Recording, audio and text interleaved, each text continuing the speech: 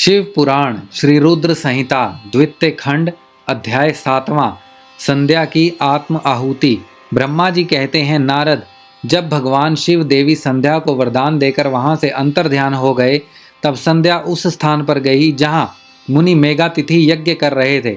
उन्होंने अपने हृदय में तेजस्वी ब्रह्मचारी वशिष्ठ जी का स्मरण किया तथा उन्हीं को पति रूप में पाने की इच्छा लेकर संध्या महायज्ञ की प्रज्वलित अग्नि में कूद गई। अग्नि में उसका शरीर जलकर सूर्य मंडल में प्रवेश कर गया। तब सूर्य ने पितरों और देवताओं की तृप्ति के लिए उसे 2 भागों में बांटकर रथ में स्थापित कर दिया। उसके शरीर का ऊपरी भाग प्रातः संध्या हुआ और शेष भाग साय संध्या हुआ। साय संध्या से पितरों को संतुष्टि मिलती है। सूर्य उदय से पूर्व जब आकाश में लाली छाई होती है, अर्थात अरुणोदय होता है, उस समय देवताओं का पूजन करें। जिस समय लाल कमल के समान सूर्य अस्त होता है, अर्थात डूबता है, उस समय पितरों का पूजन करना चाहिए। भगवान शिव ने संध्या के प्राणों को दिव्य शरीर प्रदान किया।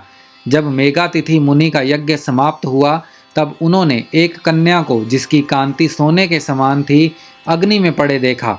उसे मुनि ने भली प्रकार स्नान कराया और अपनी गोद में बैठा लिया। उन्होंने उसका नाम अरुंधति रखा। यज्ञ के निर्विघ्न समाप्त होने और पुत्री प्राप्त होने के कारण मेघातिथि मुनि बहुत प्रसन्न थे। उन्होंने अरुंधति का पालन आश्रम में ही किया। वह धीरे धीरे उसी चंद्रभागा नदी के तट पर रहते हुए बड़ी होने लगी। जब वह विवाह योग्य हुई तो हम त्रिदेव ब्रह्मा, विष्णु और महेश ने मेघा मुनि से बात कर उसका विवाह मुनि वशिष्ठ से करा दिया। मुने, मेघातिथि की पुत्री महासाध्वी अरुंधति अति पतिव्रता थी। वह मुनि वशिष्ठ को पति के रूप में पाकर बहुत प्रसन्न थी।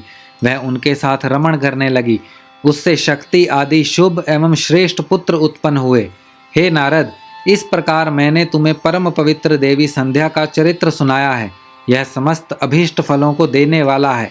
यह परम पावन और दिव्य है। जो स्त्री पुरुष इस शुभ व्रत का पालन करते हैं, उनकी सभी कामनाएं पूर्ण होती हैं।